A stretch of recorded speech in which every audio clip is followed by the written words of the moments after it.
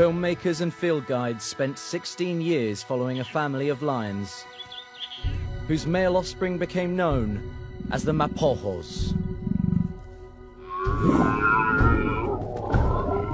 They witnessed extraordinary behavior as the Mapojos embarked on a devastating quest for territory. That moment where they took over their first territory, that was the start of the bloodbath. These 6 males would conquer more land than any lions before them.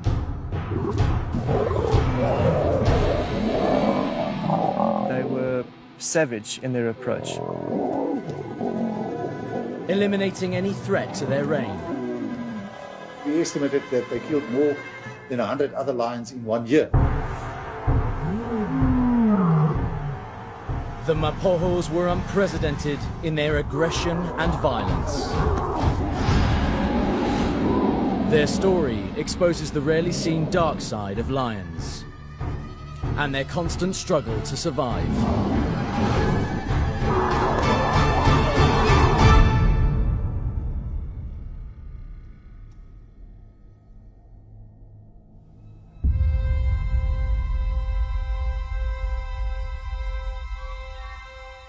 In the northeast of South Africa, the Sabi Sand Game Reserve shares a border with the Kruger National Park.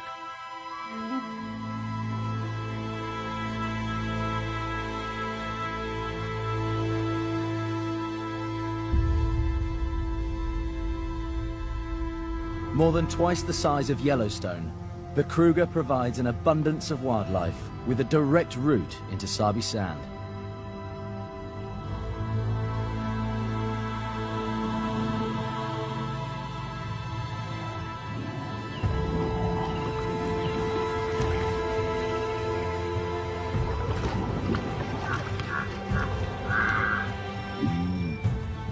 With so much prey, it's the perfect habitat for lions.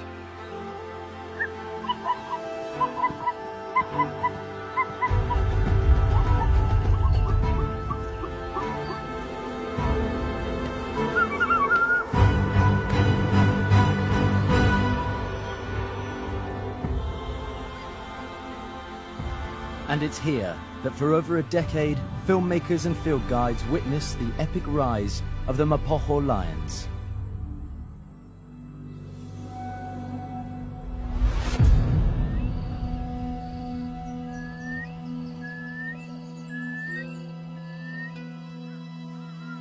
For generations, the Sparta Pride has lived at the heart of the Sabi Sand. In 2002, they were rearing 10 cubs, including 5 males.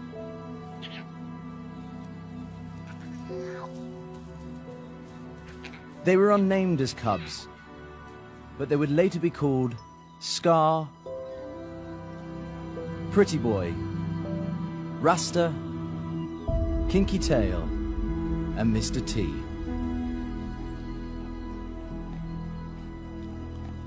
These young brothers would grow up to become known as the Mapojos. During the time that these guys were cubs, I was actually in Sabi Sand with the lions, and I do remember that Sparta Pride with so many cubs. I remember there was 5 males. We've watched lions from just a few months old, and often it's very clear that some are more bold than others, and that others are a little bit more curious. They might be more likely to engage with new things, try hunting new objects, and others may be more likely to just hang back, be a little more timid, and sort of learn a bit more from the sidelines.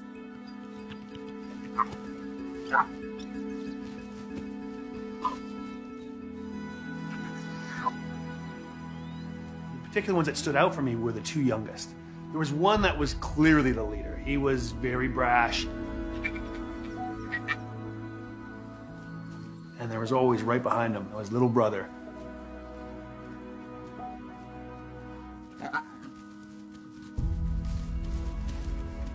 You could see this was a partnership from an early age. And it turned out that this was Mr. T and Kinky Tail.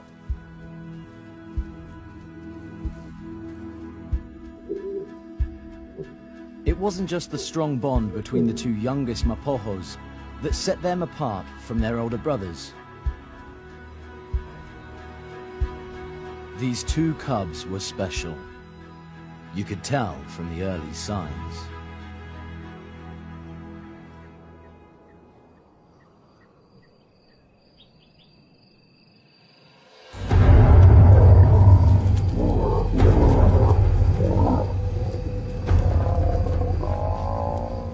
Pride had pulled down a buffalo on one occasion. One of the big males, the fathers of these Mapojos, had taken over his carcass.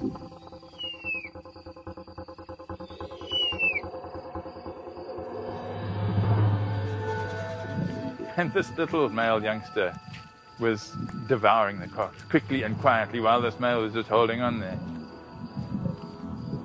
It shows a bit of fearlessness that a cub like that will just get in there. Could easily have received quite a swat from the paw of that male. Those were early days, but I think that behavior that I witnessed with that little one suggests that it was most likely either Mr. T or Kinky Tail as they became known. I think for the people that were lucky enough to witness the Mapojos as young cubs, you could have predicted then that this was going to be a real force to be reckoned with for other lions.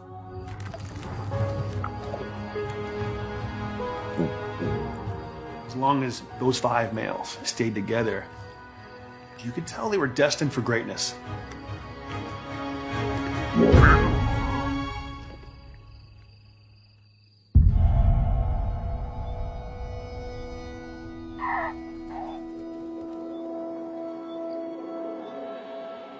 Only 1 in 8 male cubs survive to adulthood. If a cub is born into a healthy pride that's protected by a strong group of males, then this gives them the best chance of making it through the dangerous first year of life. We use the term pride to refer to the females. The females occupy the same general area for their whole lives, and their daughters may grow up and join them in those prides. So a big, strong pride can last for decades. Males, in contrast, form coalitions, and so that's a male-male grouping, and it may move many times through its life and end up very far from where it was born. The fathers of the youngsters that became the Mapojos was a great coalition. It was the West Street males, and they controlled a couple of prides. I remember the West Street males being pretty good fathers. They were very tolerant.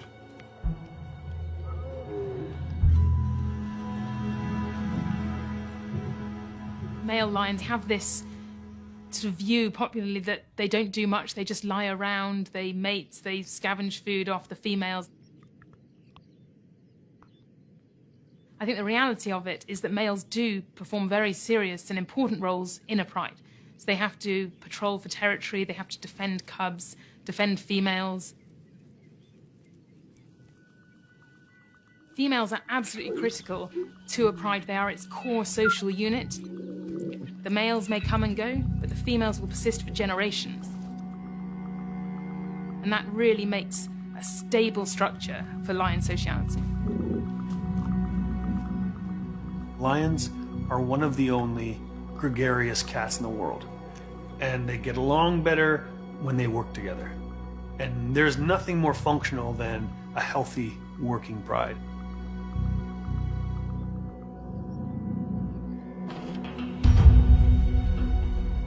The Sparta Pride had 10 cubs, including the 5 young Mapojos.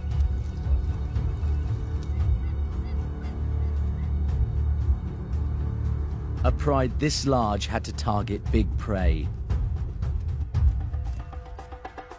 But the Sparta females and West Street boys took hunting to another level. Males play an absolutely critical role when you're starting to look at very big prey. They will help the pride take down these very big, dangerous animals.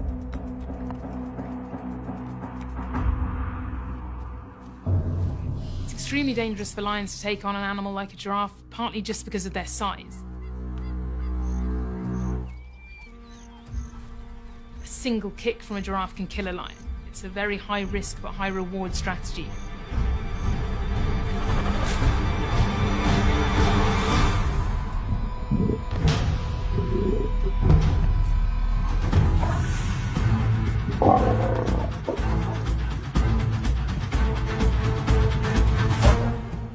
If the females are ahead and they're busy trying to pull down a large animal, those males will get stuck in. And the West Street males are no exception.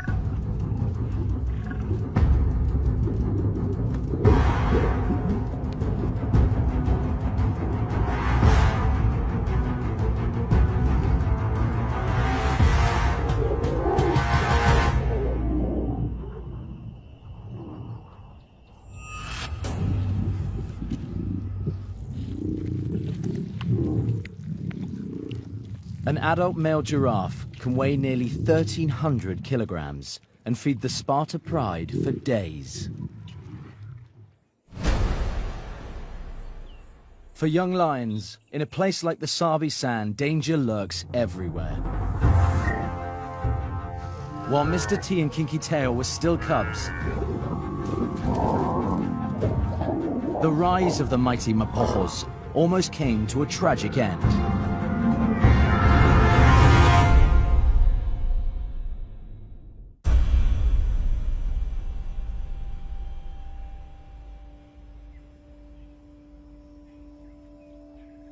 In 2003, the young Mapojos, Mr. T, Kinky Tail, Rasta, Pretty Boy, and Scar, were now between 6 and 18 months old.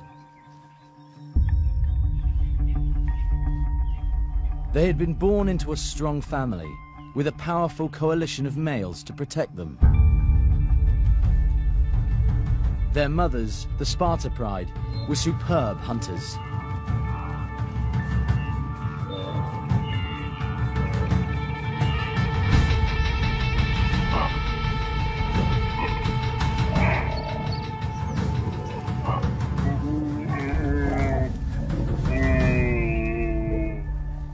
The Sparta females would be the key to helping the cubs overcome their biggest challenge: learning to hunt. Young lions will start honing their hunting skills from very early on. They'll start stalking whatever is in the area. They will start to move on then to building up their skills and their confidence with then trying it out on different prey animals, often completely inappropriate ones, like I've seen them hunt porcupines, which are a very prickly proposition, and things like the honey badger is a terrifying thing to take on because it's a very aggressive animal.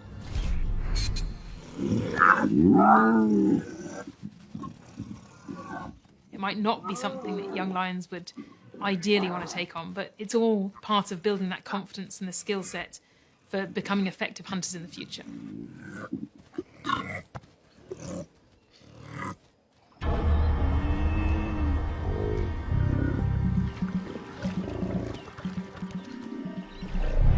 For the Mapojos, that future would be filled with bigger and stronger prey, especially one of the most dangerous animals in Africa, the buffalo.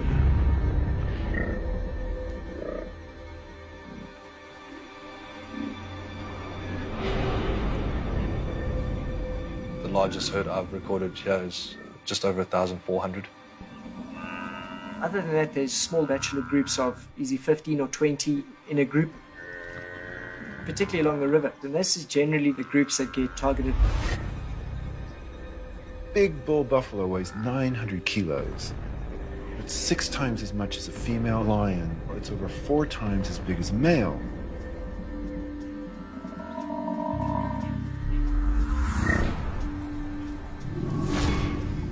They got big hooked horns. They can really damage a lion.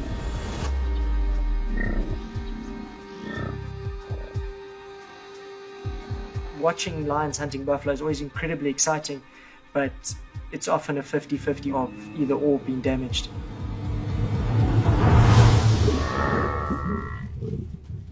They ideally would like to go after just one buffalo at a time, but even if they catch a solitary bachelor, they often make enough noise. The bull does is it's going down and attracts helpers, other buffalo that come and try to thump the backs of the lions as they're holding down on the prey. Imagine then what happens when you have a whole herd of buffalo. Thousands of kilos of these animals ferociously. It's like a sheer wall of terror going straight towards the lions.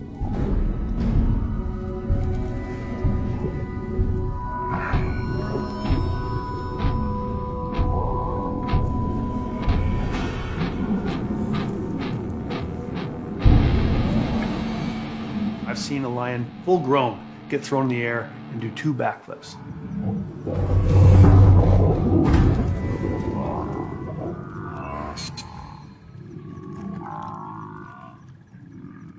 In spite of the danger, if they were going to learn how to tackle such massive prey, the young Mapojos would need to be right in the middle of the action. Cubs will learn very important things from watching the rest of the pride hunt. They're learning how to secure very rewarding prey in the future, so they will become bigger, they will become stronger and healthier. Sparta Pride often used to take their youngsters with them on the hunt. They would follow not too far behind the adults. As happens 90% of the time, the buffaloes ended up turning on the lions and chasing them.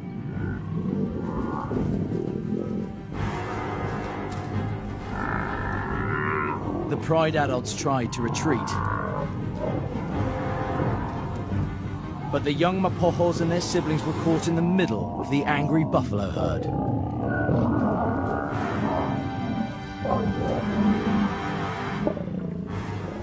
It's like a tempered bowling ball through skittles when they come running in. Lions run everywhere.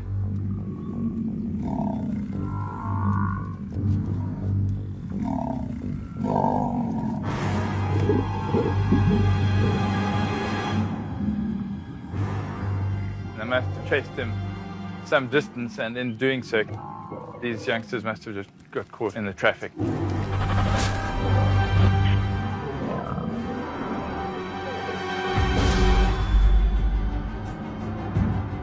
A large herd of buffalo will go search out cubs that are hidden in bushes and throw them around, stomp them. They will try and gore it with their horns, but pushing down with the bust to squash it. And that's how they actually kill it.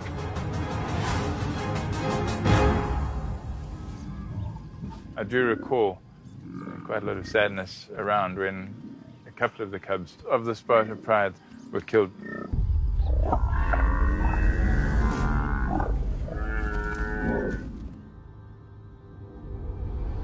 Some of the Sparta lions were killed by the buffalo. The 5 young Mapojos were lucky to have escaped. It seemed like destiny had other plans for these brothers. If those cubs had not survived, that whole Mapocho coalition would never have come into being.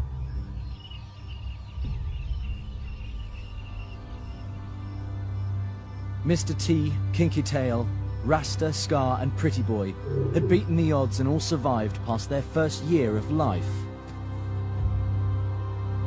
But a new threat, another danger, lay just beyond the horizon.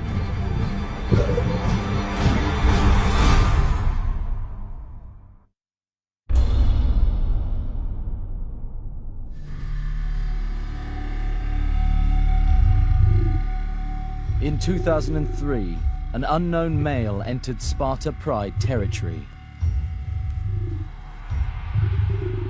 When new males come into an area, it's an extremely dangerous period for young cubs. Male lions, when they take over a territory, they kill every cub.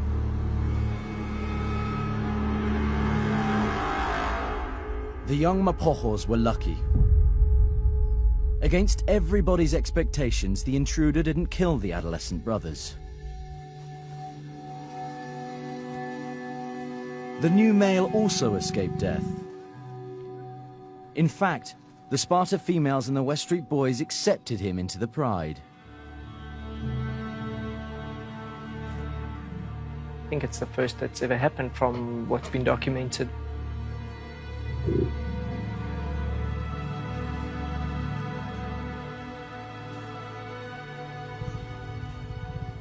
Initially, you would think the dominant males at the time, they would just kill him or chase him.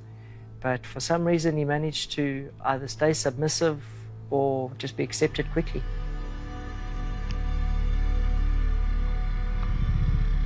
It seems most likely to me that he was a half-brother to the 5 younger males, because at that age, if he was about 4 years old, when he came in and joined that group, the fathers only really would have tolerated him if he was one of their sons from a nearby pride. Over the next year, the new male, known as Makulu, became a full member of the Sparta Pride and big brother to the 5 now adolescent Mapochos. Also during this year, field guides saw that the close bonds between Mr. T and Kinky Tail, that started when they were small cubs, had now strengthened, and they were inseparable.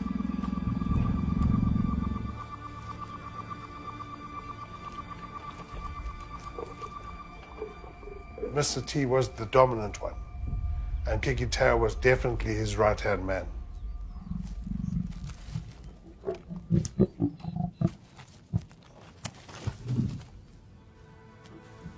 He would be there to back up Mr. T in any situation. I think he was there almost as his sidekick. He always had Mr. T's back. He was always there when he needed him.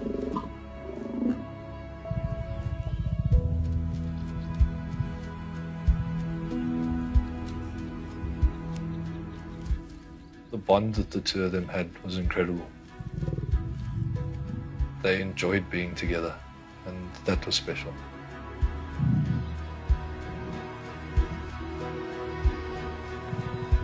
But peace in a lion pride is short-lived for young males.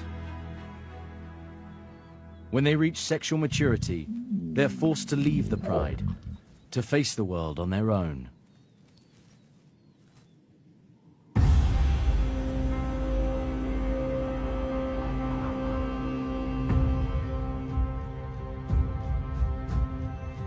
In 2004, the young Mapochos, along with Makulu 2 years their senior, were pushed out of the pride by their fathers.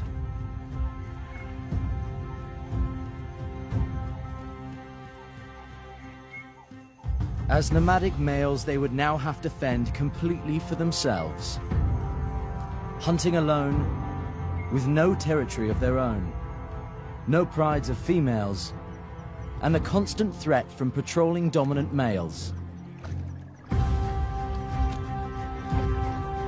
During this critical nomadic period, more male lions are killed than at any other time. The main thing is that now that they've reached that point in life where they have to make that journey on their own, they've left home, they've got to stand or fall by themselves, but there's 6 of them. That's the key advantage they have in life.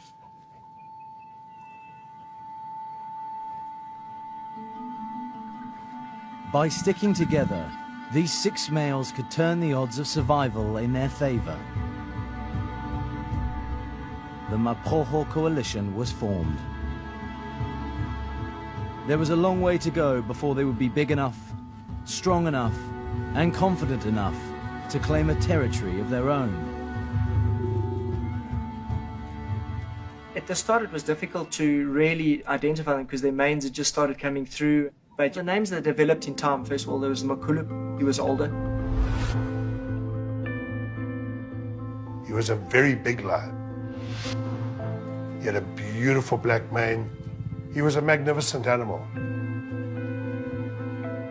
One started becoming called Pretty Boy. Because he was an incredibly good-looking male. We had the skew spine, or the scarred male. He had a very distinct scar on his back left hip and spine. Then we had Rasta, or dreadlock. He had obviously got something caught in his mane and looked like a real dreadlock. Mr. T, who had a real mohawk type mane. and then Kinky Tail were the 6 Mapochos.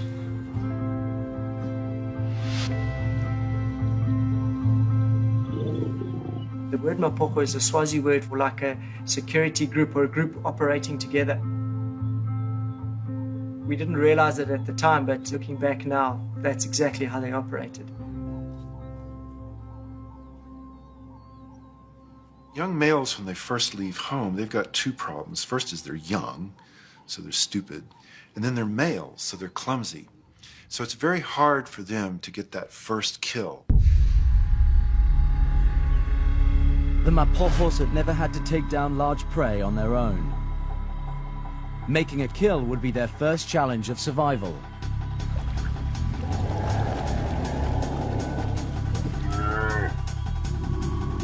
Over the next few months, the Mapojos would keep honing their hunting skills, trying to build on their confidence taking large prey.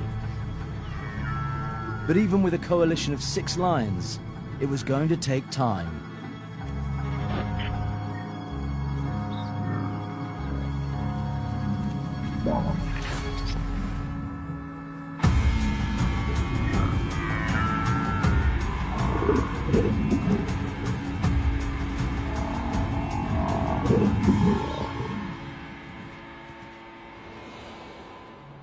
Often they became opportunists, scavenging at carcasses wherever they could.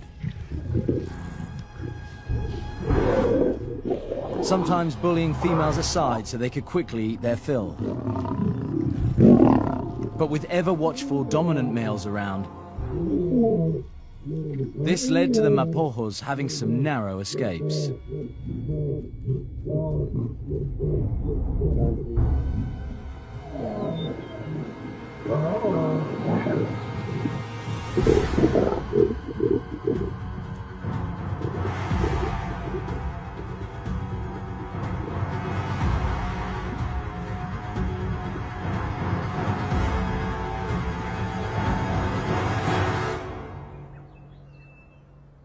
Eventually, the young Mapojos became the big game hunters they were destined to be.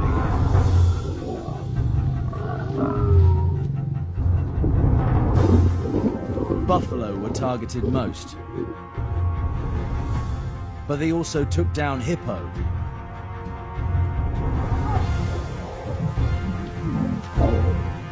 young rhino, and like their fathers before them, they even killed giraffe.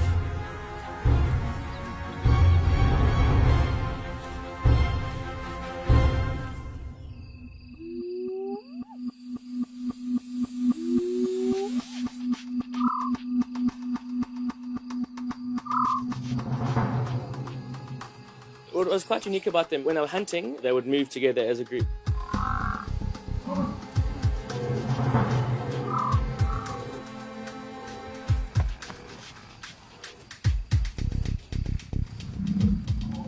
Kinky Tail was like a fox terrier. You know, he was game for anything.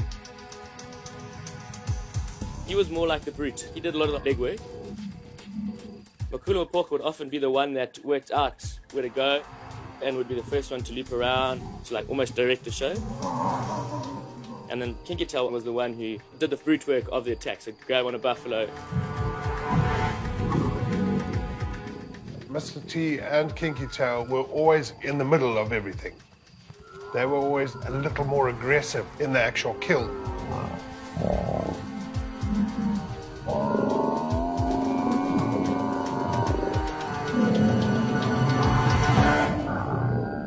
The fact that these males learned how to hunt buffalo really was the key to their success because they all grew to be big and strong.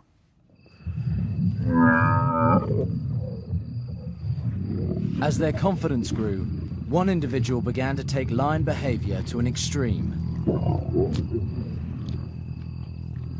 Often around the kills while they were feeding, it seemed as if on many occasions that Mr. T was more of the aggressive one. He was the one that would go in for everything. Whether it be fighting with his own brothers, he had no problem having a go.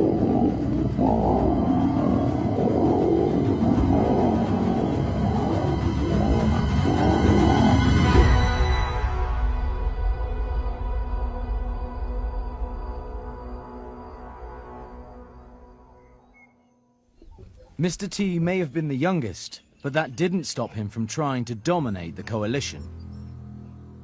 But there was something standing in his way. In the Mapohos, Makulu had the darkest mane and he was the dominant male. The dark mane males are really quite superior. They have higher testosterone. When two males are in a competition with each other, we expect the black mane male to defeat the blonde mane male. Initially, Makulu was definitely the dominant one. He was a boss. He put the other 5 in their places.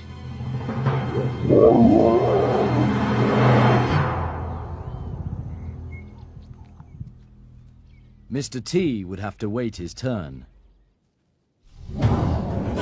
Now, with Makulu in charge, these young nomadic males had finally become a confident hit squad of 6. A coalition ready to seize a territory of their own.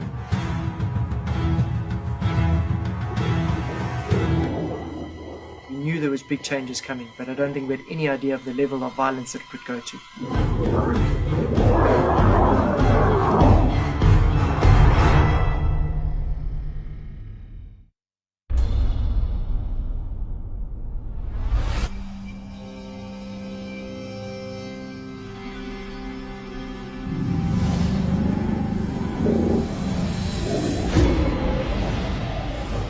The Mapohos were finally ready to take over their first territory.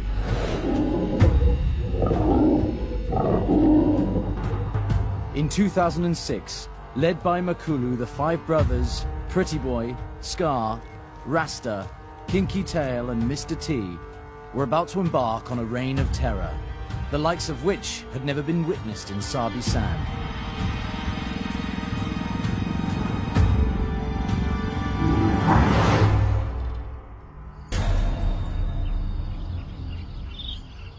For most field guides, just seeing 6 male lions together was unheard of. I can remember the first time I saw them all together was when they came for water one morning at a lake. I had a feeling they were going for water, so I positioned my vehicle around. And it turned out that they all came down to drink one by one, and the 5 of them lined up together drinking. I just couldn't believe it. It's still one of my iconic photos.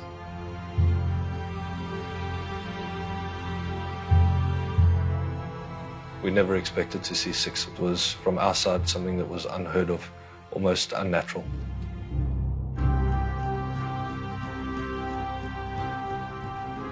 The key thing to realise about coalition is that it's all about size. You want to have at least 3 or more males and have a good chance of taking over a territory. 6 lions is definitely considered a big coalition.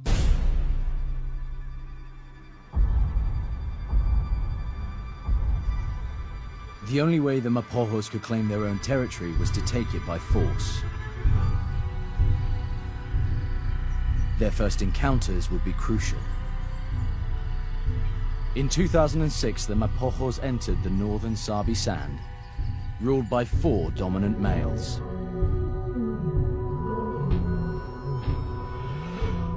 Usually when lions first come in, they're quite quiet. These guys came in like a wave, and they didn't care. They were loud, they roared. They marked territory from the get-go.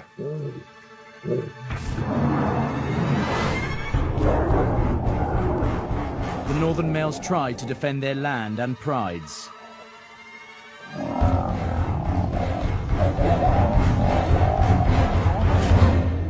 But the Mapohos were just too strong. It only took them killing one of the 4 males, and the 3 remaining males ran. They couldn't stand their ground. They had no chance at all.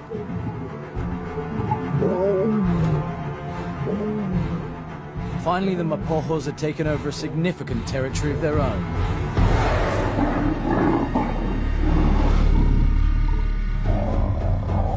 A foothold from which to expand with their newfound dominance and confidence. That moment where they took over their first territory, that was the start of the bloodbath. At that point, they knew no one was standing in their way. Over the next year, the 6 Mapohos took on any dominant males that crossed their path. Male's instincts, as soon as he's seen he's outnumbered, he's going to run. That's exactly what they did, and if they were caught, they were killed.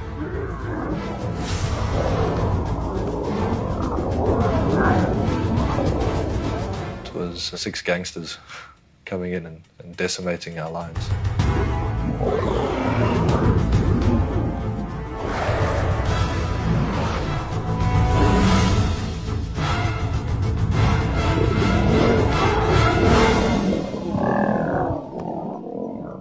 The more confident they got, their territories expanded because they kept pushing males further away, back into the Kruger, so really establishing a very large area.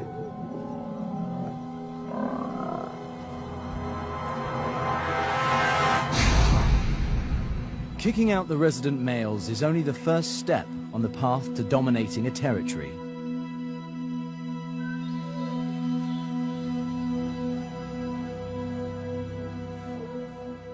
We were worried. We had prides that were settled, we had young cubs. You've seen cubs born and you get to 6, 8 months, you know them, they start getting their individual characters, and then these guys came.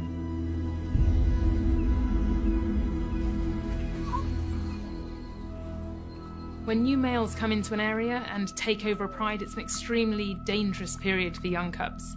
The males have no need to basically act as stepfathers and invest any resources in rearing another male's cubs. Male lions, when they take over a territory, they kill every cub.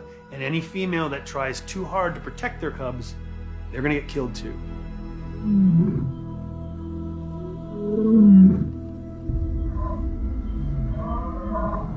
Females will respond quickly to any evidence of new males on the scene, and they will retreat towards their cubs, and they will also band together to try to repel those incoming males and stop them killing the cubs.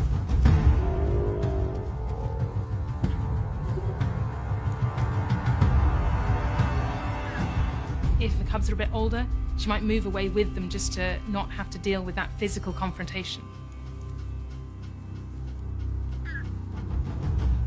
The cubs are very immobile, then it's easier just for the female to confront that threat head on.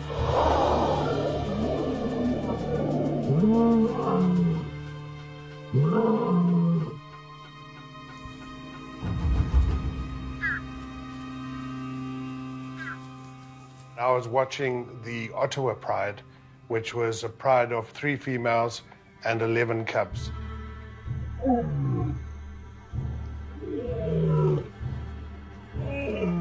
The Mapokos, you could see them tracking down this particular pride, and they actually had a conflict with the pride. It's pretty ruthless because you've got the females obviously trying to defend the cubs.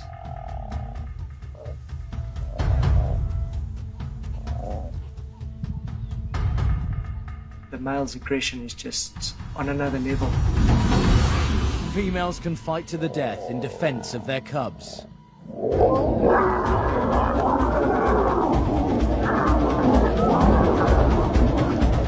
was a lot of action, there was a lot of running around, there was fighting around the Land Rovers. At one stage I thought one female was going to go over the top of our Land Rover to try and get away from the males.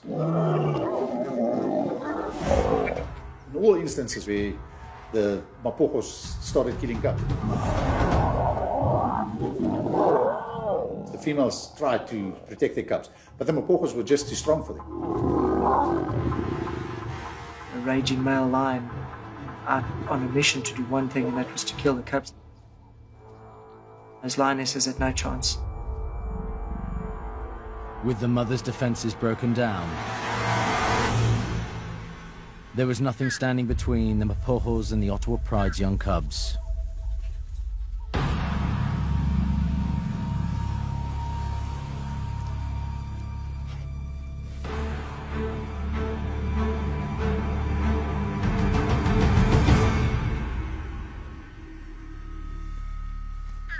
When you've got a team of 6 working to find you, it's difficult to hide little ones that can't keep up. And so that's how they were picked off slowly. The whole Ottawa Pride, I think, had 11 cubs in it. They were all killed.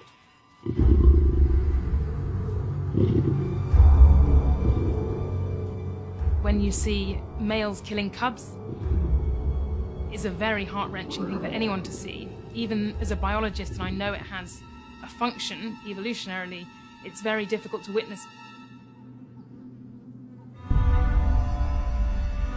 When they lose their cubs, females soon come into estrus, which enables them to breed again. Exactly what the Mapojos needed in order to perpetuate their own bloodline.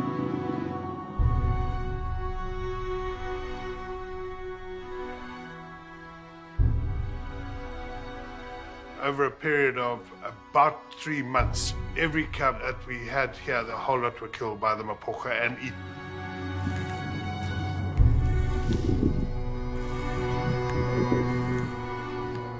Mr. T and Kinky Tail, those two in particular, were quite bad in how intense they were of actually ensuring that they found and killed those cubs.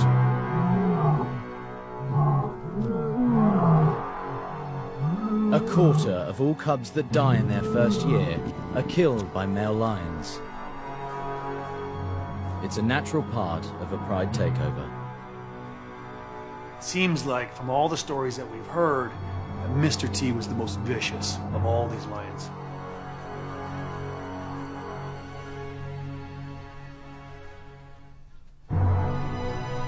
The violence normally ends with cub infanticide, but the Mapocho coalition was anything but normal.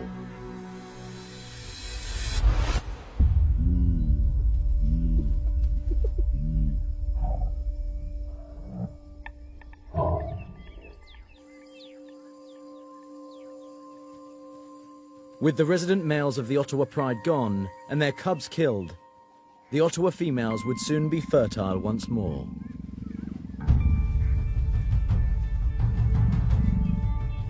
But with the 6 Mapojos coming into their prime, oozing testosterone, the competition amongst them to breed was intense.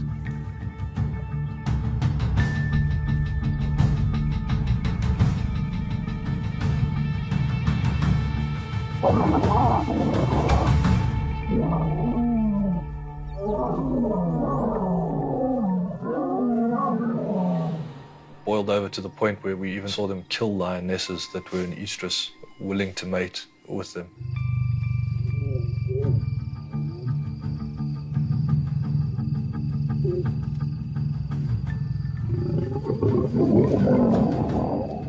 And not being able to decide, the 6 of them would turn on her and pull her apart.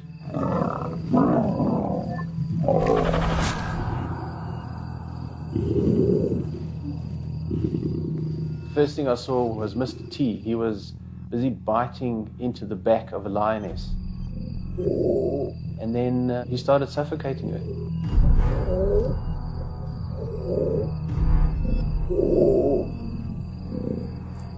It took about 10-15 minutes and eventually the lioness was dead. And after that, Mr. T proceeded to eat her.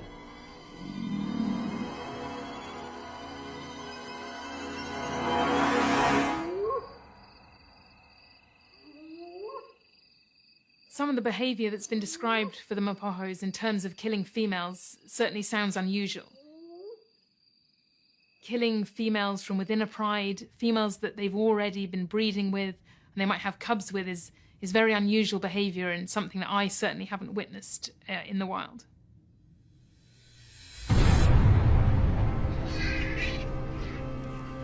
Over the next year, the Mapojos took over pride after pride, killing any lions that were a threat. I don't think any of us can be certain as to how many lions were eventually killed by the 6 Mapocho. You could see that the population had dropped because of these guys. At one stage, we estimated that they killed more than 100 other lions in 1 year in the Sabi Sands. It's an extraordinary number. It seemed that with the Mapojos in power, no lions in the Sabi Sand were safe. The Mapojos looked unbeatable.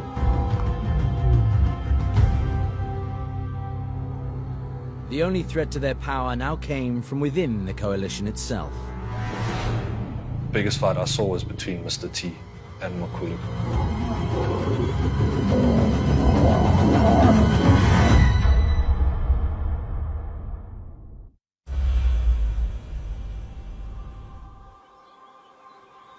By 2008, the Mapoho coalition had overthrown many dominant males and conquered a vast area.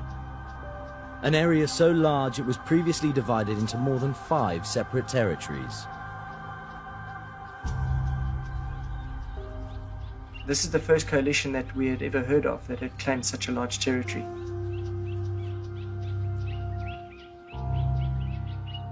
The distance that they covered pretty much dominated most of the Sabi Sands Game Reserve, which is close on 70,000 hectares. That's over 160,000 acres, 7 times larger than Manhattan. Somewhere like Sabi Sands, where you have dense prey, available water, and a high density of other lions as competitors, you're likely to have much smaller, more condensed territories. The fact that the Mapojos took up almost all of the Sabi Sands as their own territory is really a testament to how powerful a coalition they were.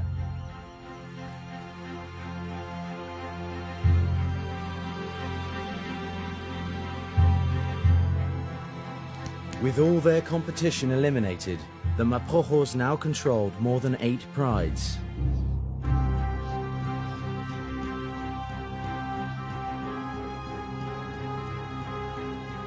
They were the undisputed kings of Sabi Sand.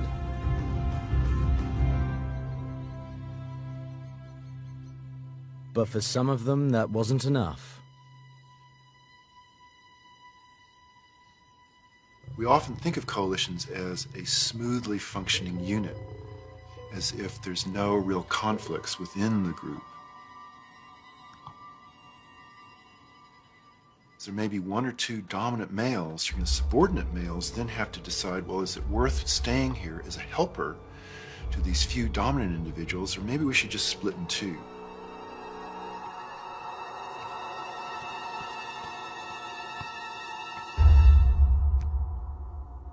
Mr. T and Kinky Tail were not born to be helpers. They wanted to be in charge. But one lion was standing in their way. Makulu was definitely the dominant one of the Mapoho. He was a boss. The biggest fight I saw was between Mr. T and Makulu, and it was Mr. T that came off second best.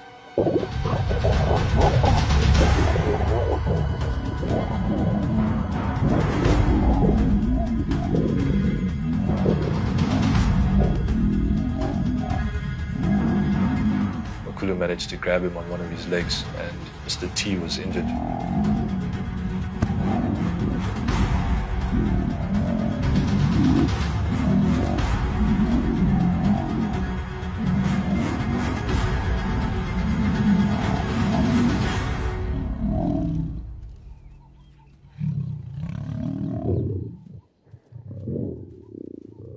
That's where the split came. I think that might have been the reason, or one of the reasons, that the 2 left the 4.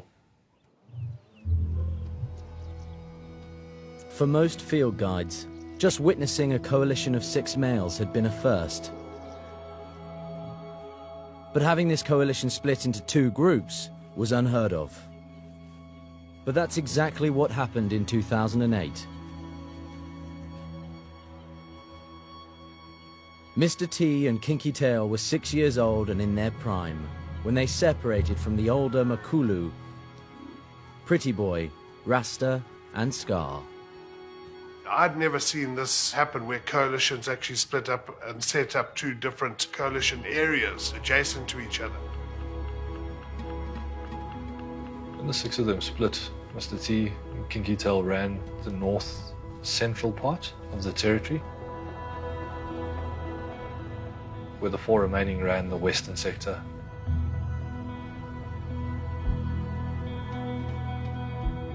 Where I was based, it was Kinky Tail and Mr. T that ran the area. From us initially hating this because of what they were doing, they became our males. They became the males we knew and the males we grew to love. Mr. T and Kinky Tail looked like they enjoyed each other's company. It looked like they enjoyed being together. They looked like brothers. From then on, we very seldom saw any of the other boys. They would still meet on occasions, but they definitely had 2 different territories. Mr. T and Kinky Tail could now focus their efforts on having offspring of their own.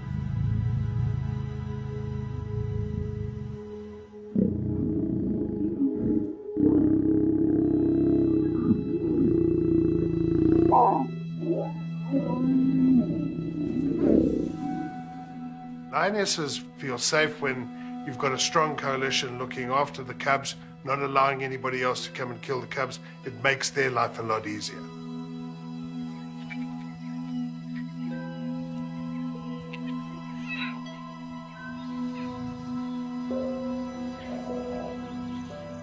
We had quite a few cubs around. I think at least 15 of them between the Ottawa and the Shimongwe Pride.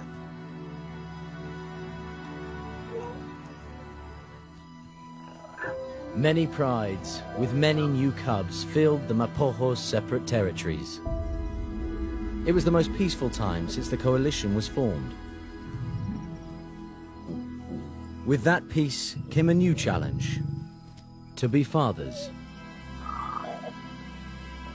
Males are not generally patient with cubs, but Makulu seemed to be the most patient with them.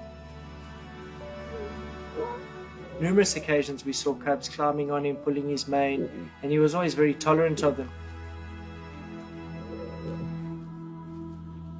To be a good father, it's not just that they have to give their cub a pat on the head. They actually have to be patrolling the area to keep strangers away.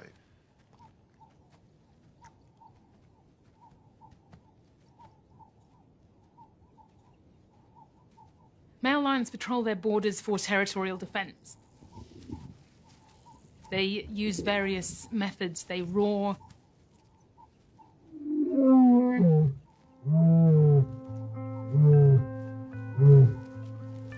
They scent mark. And they are patrolling physically just to show basically a presence in that area. And all that is to warn all the other male lions in the area that this is my pride, this is my territory. If you come in here, we're gonna fight. In the western half of the Mapocho's territory, one lion in particular took the lead for protecting the coalition's borders.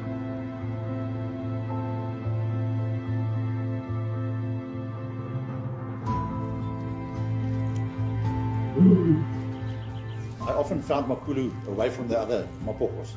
He was all on his own. All I could presume is that he was patrolling his area.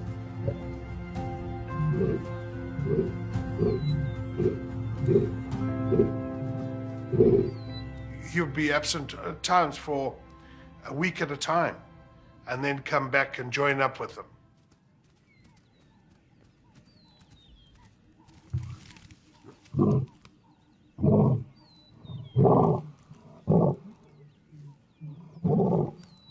This is because they had such a vast territory to patrol, and he used to do most of the patrolling.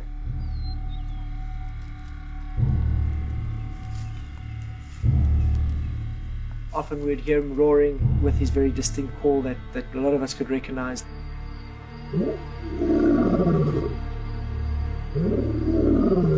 I'm still yet to hear a lion roar like Makulu. He had one of the oddest but incredible roars of any lion. Where most lions will roar for maybe 45 seconds, a minute, and then rest, he would continue By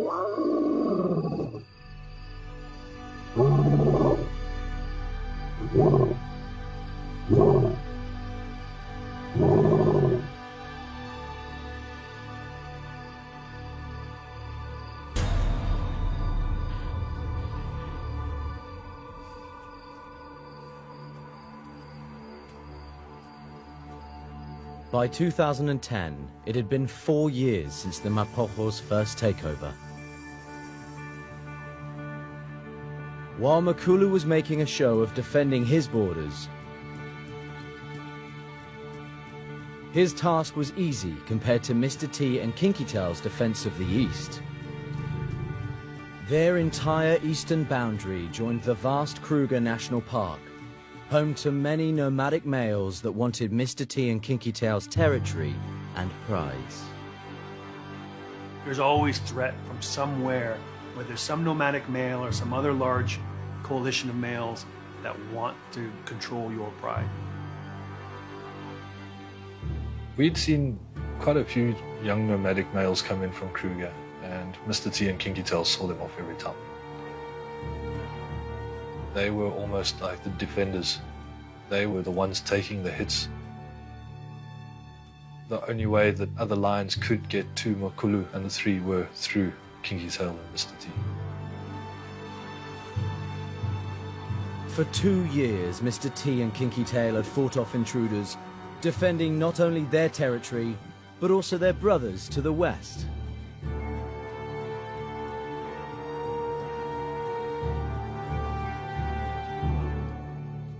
They didn't realize that there was a coalition of 5 that we now call the Machingalans that were slowly making their way south. Seeing off individual nomads was one thing, but for Mr. T and Kinky Tail to face a coalition of 5 males on their own was a challenge on another level. Majingalanis were big, young, strong, and they knew how to fight.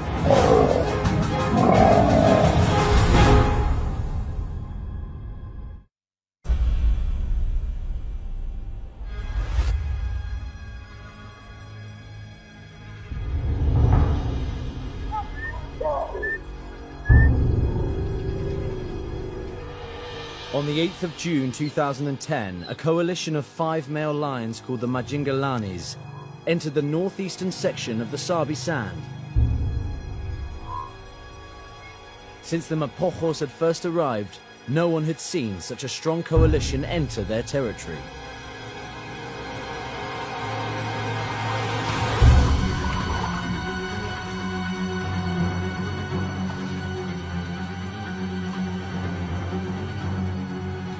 As a force of 6, the Mapojos were unbeatable.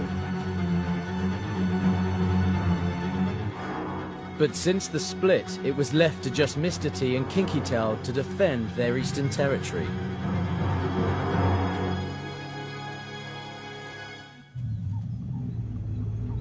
Now it was the Mapojos' turn to be outnumbered. It was 2 against 5. Because it was Mr. T and because it was Kinky Tail, because they'd never lost a fight before, there was no reason for them to believe that they couldn't handle this intrusion.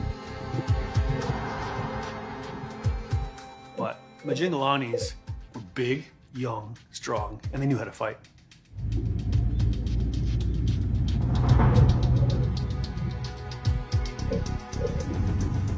I didn't know what to expect. I did not know what was going to happen. I was scared.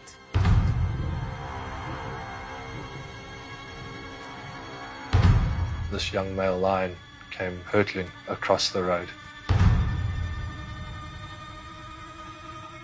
You could see something was wrong.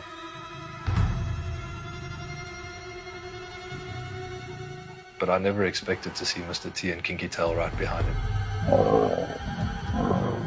They just shot out of nowhere and they chased him for about 100 meters. Having isolated one of the Majingalani intruders, Mr. T and Kinky Tail went on the attack. Mr. T grabbed him behind the neck and rolled him, and Kinky Tail climbed into the groin straight away.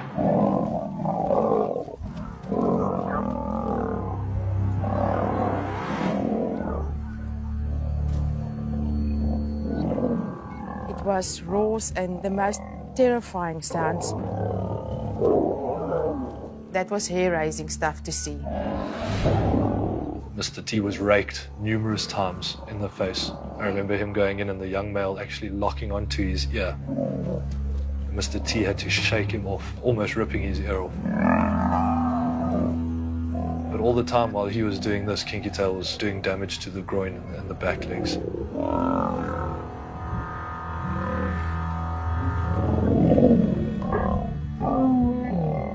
And he roared. Kinky Tail roared while he was doing the damage. He had a mouth full of lion and he was roaring. I've never seen that or even heard of that before.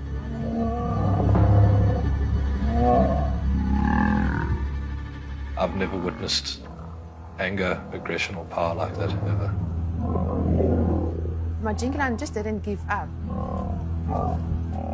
He kept on fighting back as well.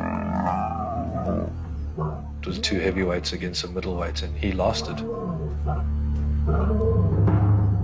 We heard what it sounds like for a male lion to scream from pain.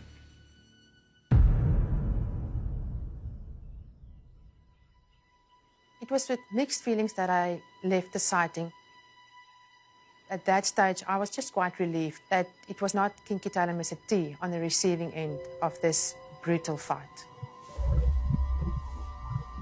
The injured Kinky Tail and Mr. T spent the day nursing their wounds, while the Majingalani was left to die by the roadside.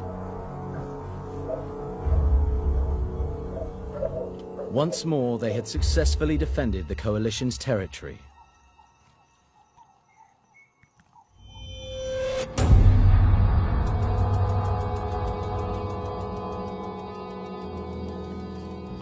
I did go back that evening. Kinky Tail was nursing a badly injured right paw. I think he possibly got bitten through the paw.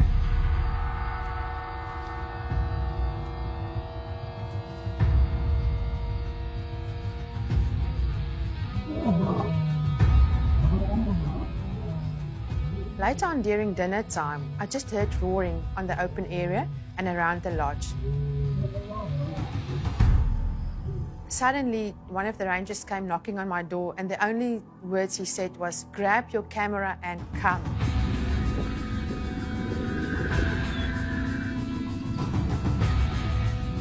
It didn't take long for Karin to find the source of the noise. The Majingalani intruders were on the move. We were following the Majingilans up the road, and I thought, no, I can't believe this. It's going to happen again. It was as though the Majingalani were coming for revenge.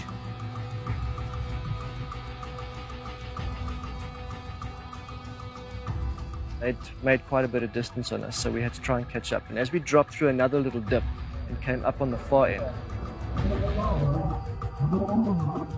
we just saw a cloud of dust and roaring, growling.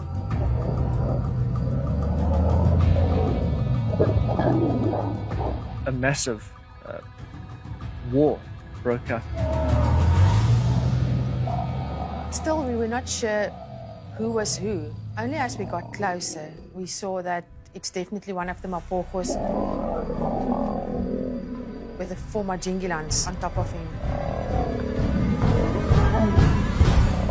It soon became clear that it was Kinky Tail being pinned down by the 4 intruders.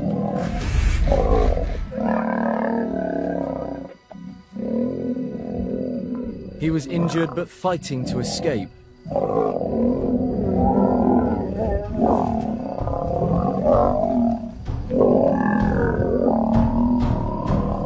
They were savage in their approach. I've never experienced something quite that brutal.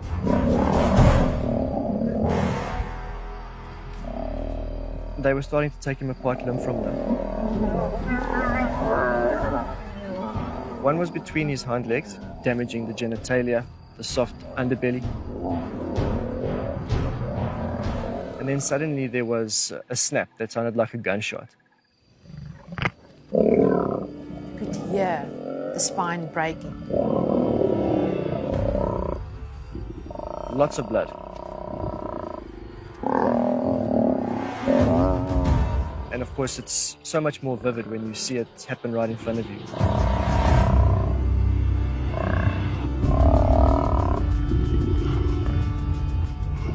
The smell, the sound, the sight of it all, I think it's a little overwhelming.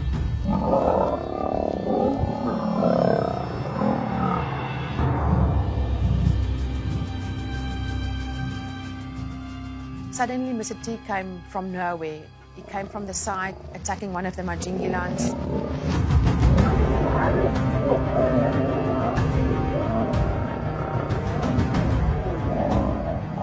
Kinky Tail is mortally wounded, but it doesn't stop Mr. T from trying to save his brother.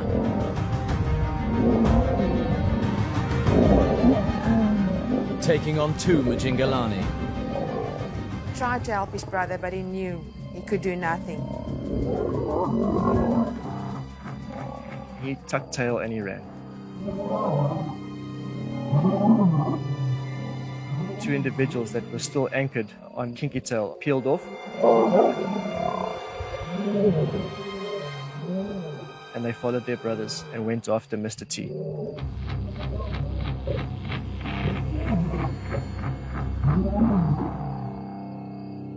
If caught, Mr. T would meet the same fate as his brother.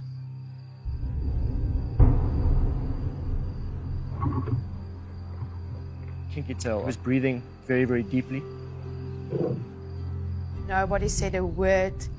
You could hear a pin drop.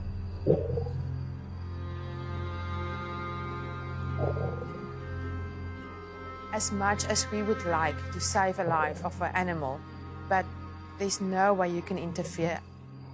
There's no way you can do anything. Mr. T managed to escape. The Majingalanis went back to finish what they'd started.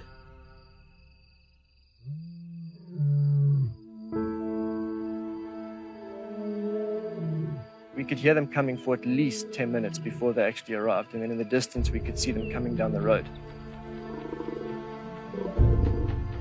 They knew they had him outnumbered and injured. There was going to be no room for him healing up and ever being a threat ever again. They were going to end him then.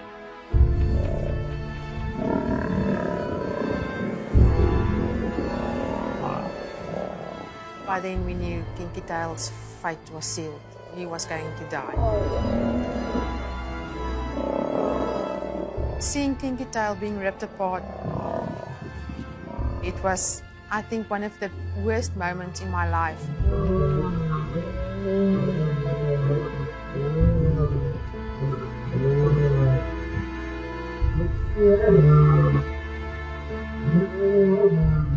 One of the most difficult things for me was to see the reaction of the rangers.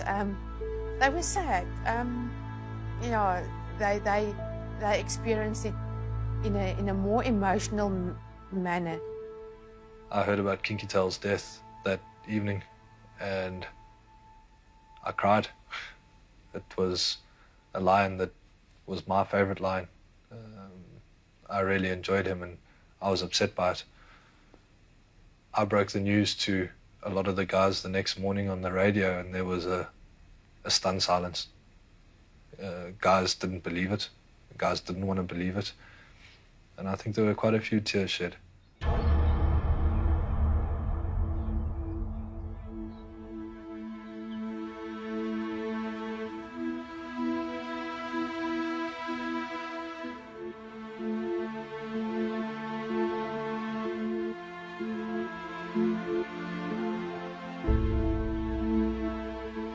The next morning, we all left the lodge. We wanted to see and to know what happened during the night.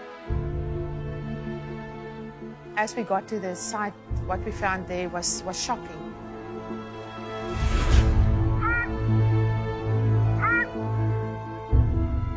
We found a hyena and two black-backed jackals feeding on the remains of Kinky Tail.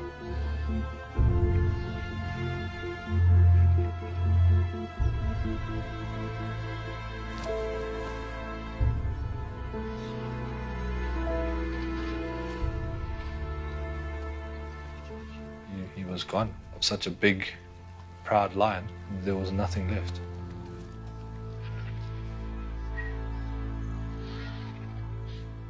One of the most emotional thing that I've seen was a black-backed jackal running away with a mane of what used to be a big, majestic male lion.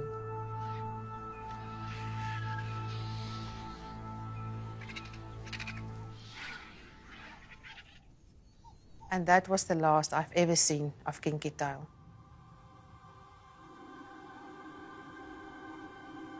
Soon after the death of his brother, a badly injured Mr. T was seen moving west. Mr. T decided this wasn't for him anymore. Not as a one-man band. He couldn't hold that territory.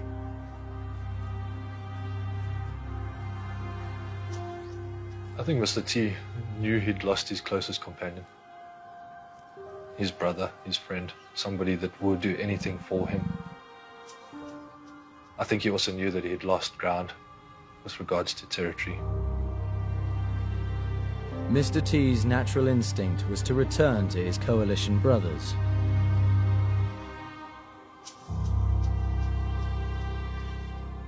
We hadn't seen him in almost 2 years. And that morning we could see Mr. T from about 80 to 100 meters away. He was just watching them.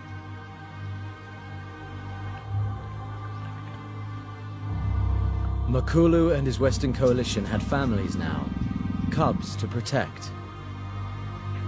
Instinctively, Makulu knew all too well what can happen when a male enters another lion's territory.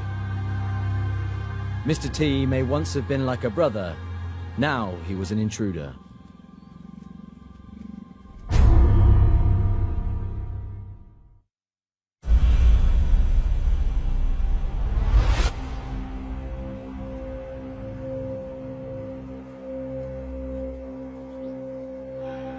Mr. T had managed to escape the Majingalani coalition, who had torn Kinky Tail apart and taken over the brothers' eastern territory.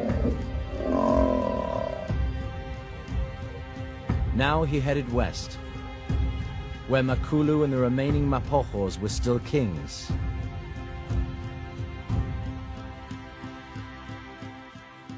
The volatile Mr. T had been responsible for breaking up the strongest coalition ever to reign in the Sabi Sand. How would his return be received? Makulu Mapocho wasn't happy that Mr. T had come back. Yet he was accepted by the other 3 Mapocho that were here.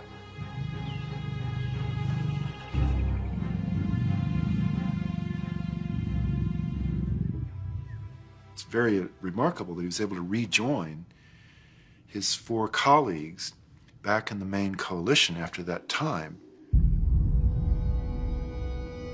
The field guides were relieved that Mr. T was accepted without bloodshed.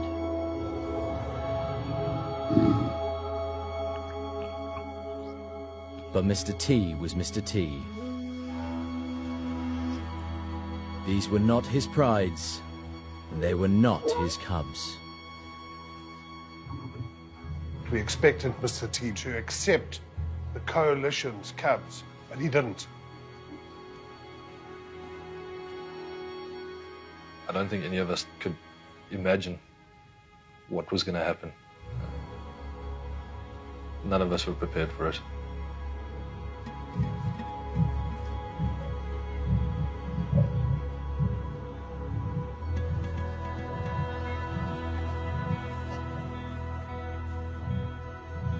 It was only a matter of days where he started to massacre all the cubs.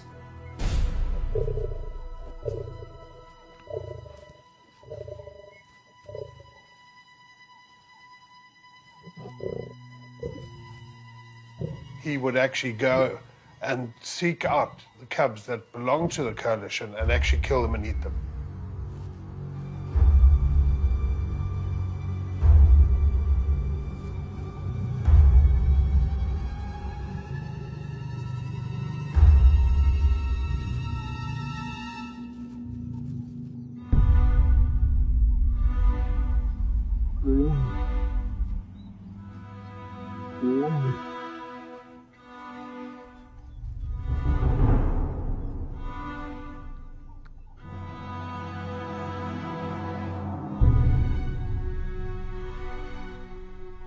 And what was interesting, the other males didn't seem to do anything about it.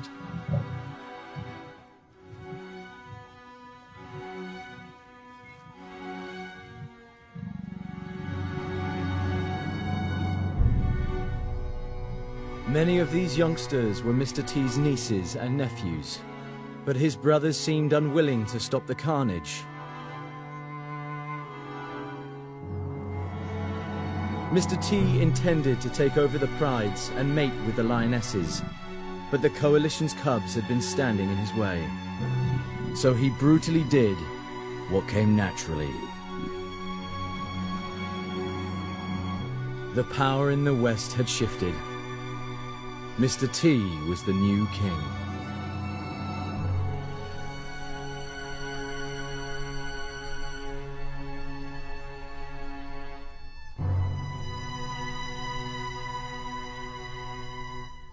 Once Mr. T had come back and killed all the cubs and established his dominance over the others, from then on we weren't sure what was going to happen. I think most of us had a fairly negative feeling about the situation.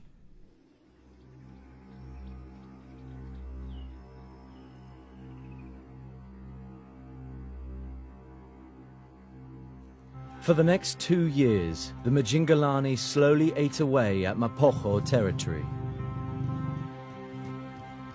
The intruders took over most of Mr. T and Kinky Tail's land, their prides, and almost certainly killed their cubs.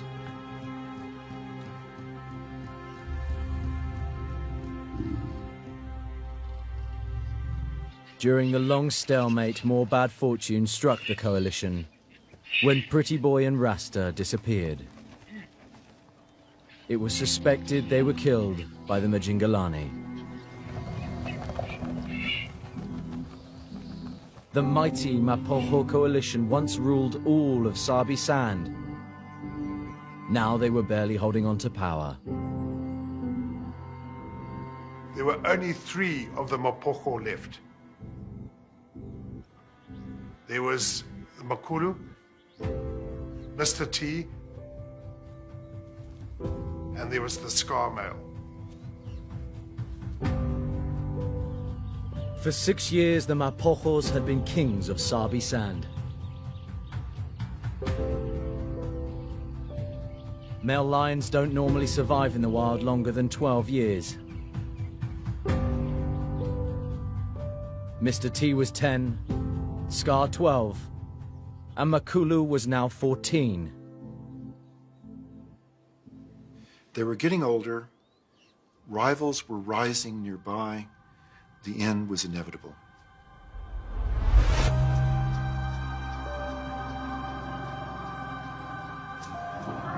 On the 16th of March 2012, yet another coalition of 5 males called the Salatis entered Mapocho territory from the south.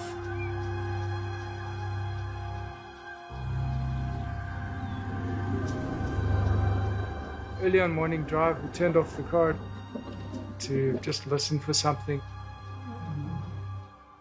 We heard quite intense roaring coming from not more than 100 meters in front of us. And we followed the tracks. It was quite clear to see that the Salatis were after the Mapocho. They were young and strong. They were still getting into their prime, so they were ready for a fight, I think.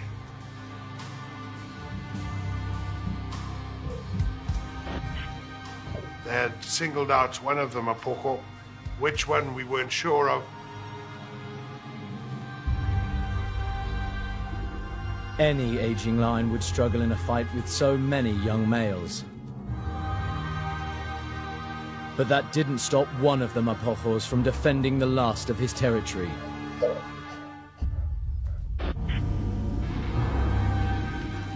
By the time I arrived at the scene, Mr. T had already been attacked. The last Mapocho king was fighting for his life, and he was alone.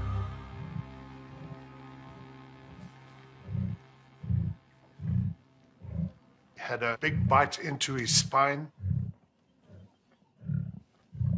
just above the back legs, and he was paralyzed from the back legs down. This made him very vulnerable to the attacks from all 4 lions that were coming at him at once.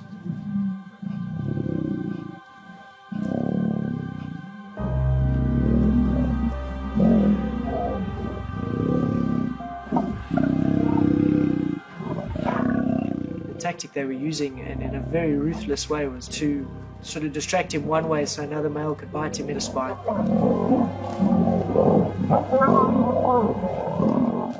They knocked him over and would just maul him and bite him for 15, 20 seconds.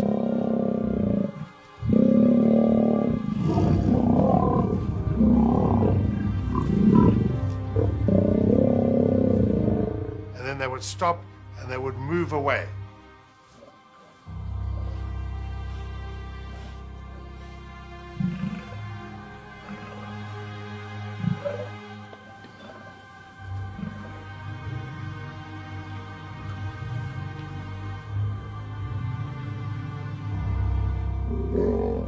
They would then get up again, they would come back, and the barrage would start again. Mr. T, by that stage, would have been fighting for his life.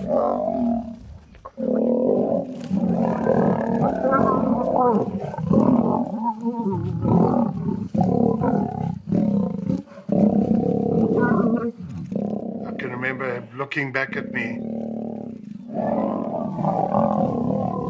The fact that he was still able to get up and still try and take on the coalition after they'd ripped him apart gives you an idea of the strength and character of this magnificent animal.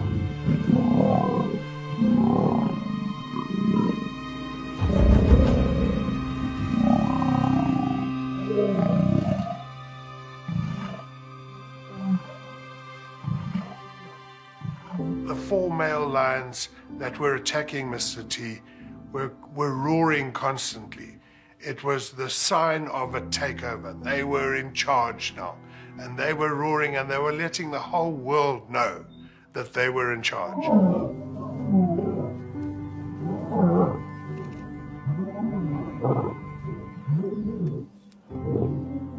It was a very intense sighting. The emotions going through you ranged from excitement to disbelief, awe.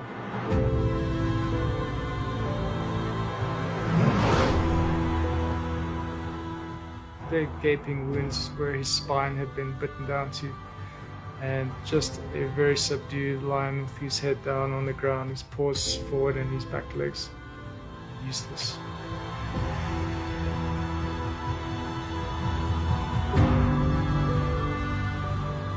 There was no comeback from this. Mr. T was going to die, and he was going to die that day.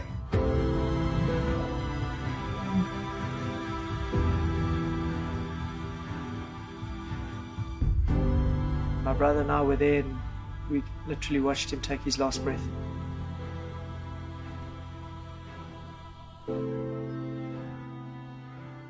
To see an end to an era like that does have an emotional effect on you, and I'm not sure that I would like to see that again. Very emotional ending to the whole Mapocho saga.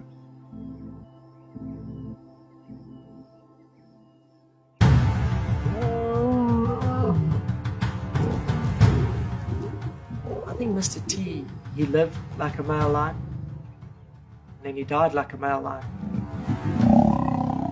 He went out the way he probably would have wanted to have gone out, protecting and fighting for territory. After the Mapocho's 6 years in power, the most violent reign in people's memory had finally come to an equally violent end.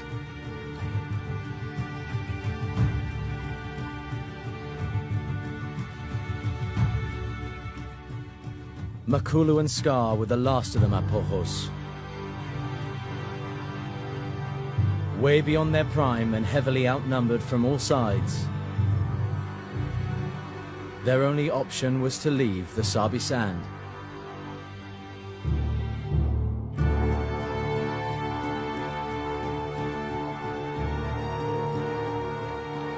The Mapojos will never be seen here again. But there is hope for their future generations.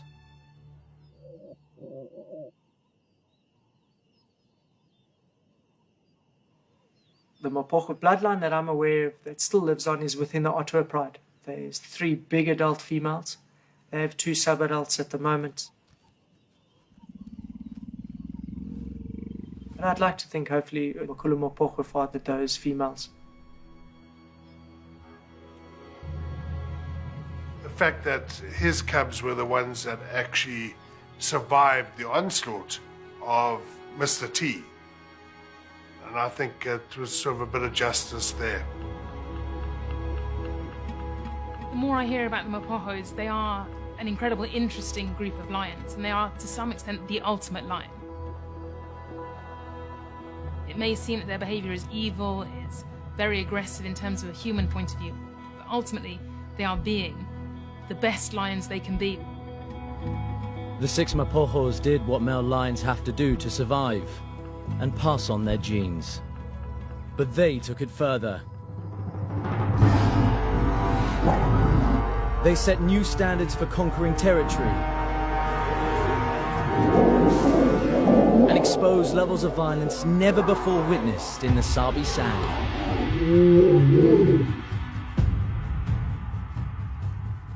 There is such a dark side to lions that isn't often highlighted. It is cute and it is amazing and it's regal and it's beautiful, but it's difficult, it's vicious, it's dangerous. Mapojos showed us what it is to be a lion.